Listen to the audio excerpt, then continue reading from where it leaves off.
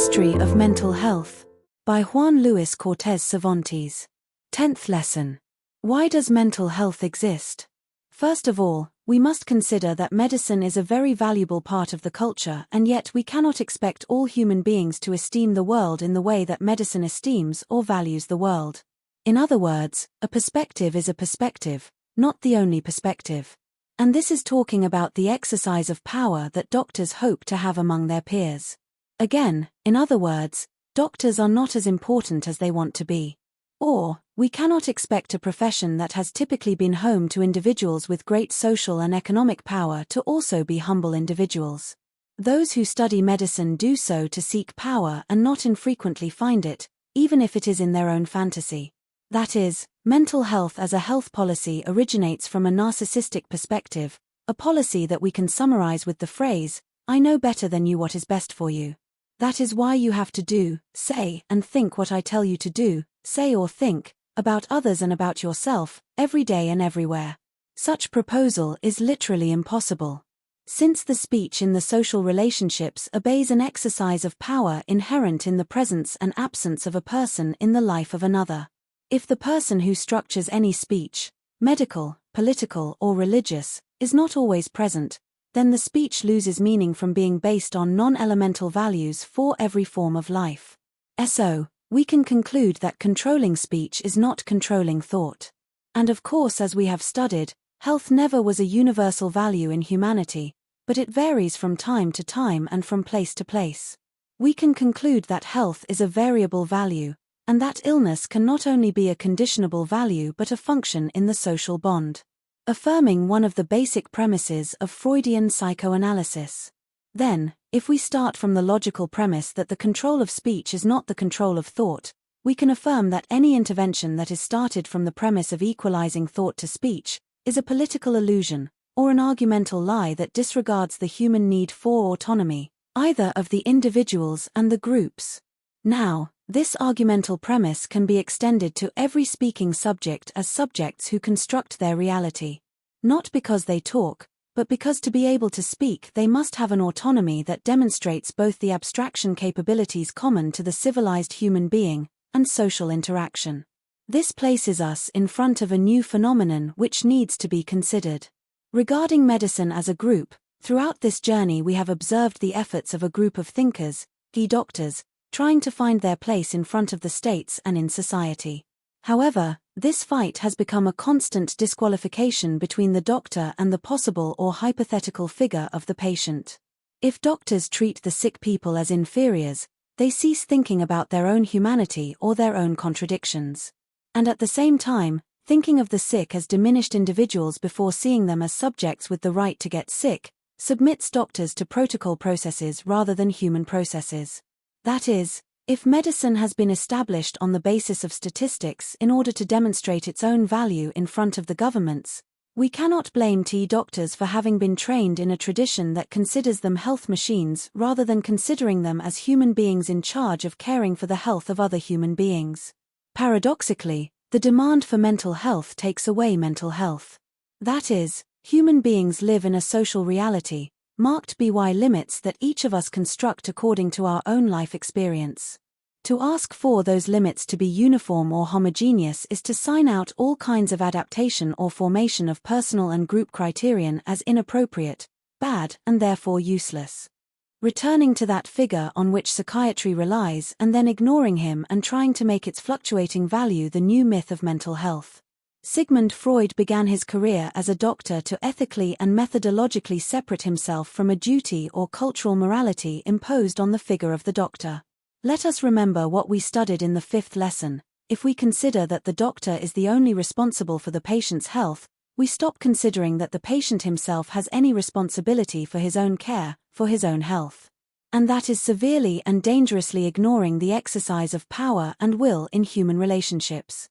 This lack of knowledge violates patients and doctors alike and exposes them to processes that do not serve patients and undermine or diminish the value of the doctor as an individual and as an authority. In this way, we must recognize not only the value of the work of Sigmund Freud, far from the myth of mental health, but every human being, or at least the vast majority, has relative freedom to conduct ourselves in the world according to our own experiences and criteria.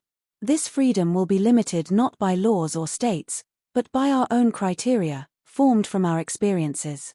That is to say, although autonomy is a variable immaterial value among human beings, this variation does not depend solely on the figure and authority of doctors. Whether or not to submit to the will of another human being is always a decision that will reveal the resources that a single human being has. There will be individuals, adults or children, men or women, who under no pretext, wanted to submit to the recommendations of another human being, even when that freedom and autonomy could cost them their lives. While that may seem like a logical aberration, it will be for us, not for those who would rather die than take their medicines because they say it tastes bad. Submitting these wills to other values that are not theirs not only violates medical ethics, but also represents an attack against human dignity in general. Why would we want to live a life that we cannot enjoy? And on the other hand, can we force another person to enjoy their own life? By no means.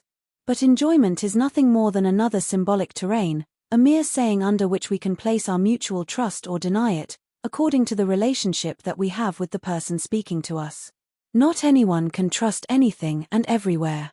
Every human being is constituted as a relatively autonomous entity, as the exercise of our will allows us to stand ourselves as individuals, as persons.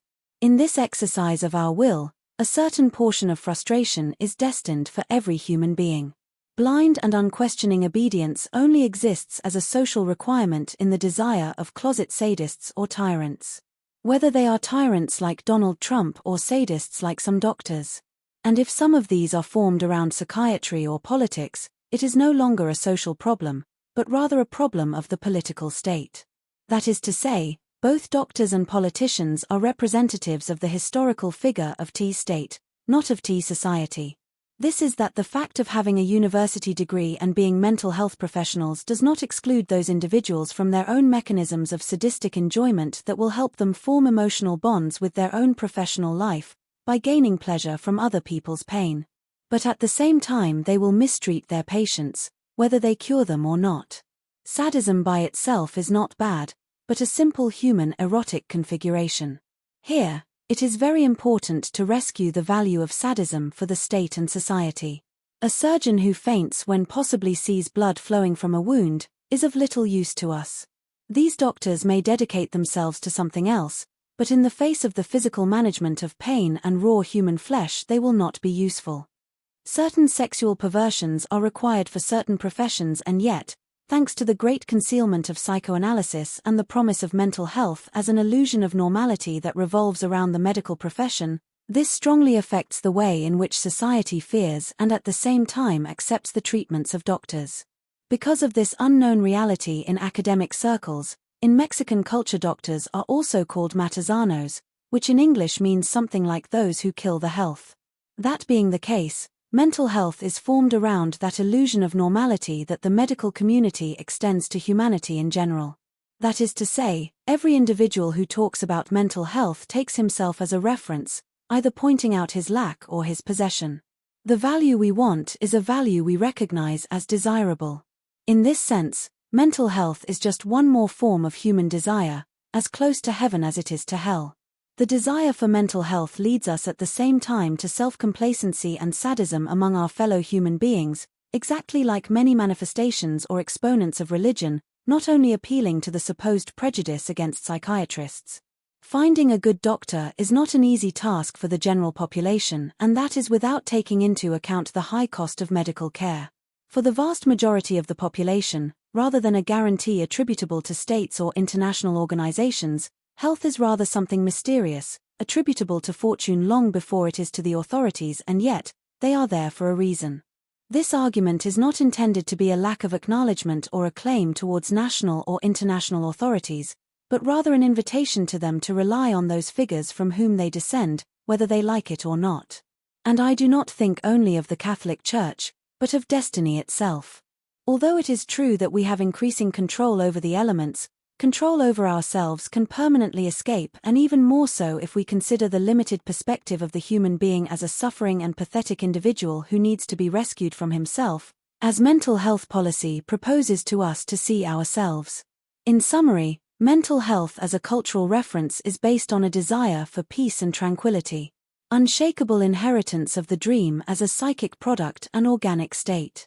It is also an extension of the human being's desire to control our own mind, alleviate the pain inherent to life, and remove ourselves from the conflict that coexisting with our fellows implies. It should be noted that all these axes are part of other cultural endeavors such as religion or subjective ones such as addictions to substances, whether legal or illegal. Therefore, in a strict sense, seeking mental health is denying the dynamics of life and at the same time constituting oneself to a certain extent as an enemy of other cultural movements that seek to separate or relieve human beings from the difficulties of life. Or, in psychoanalytic terms, mental health is a manifestation of the will of be, the super-ego, the origin of morality and the death drive.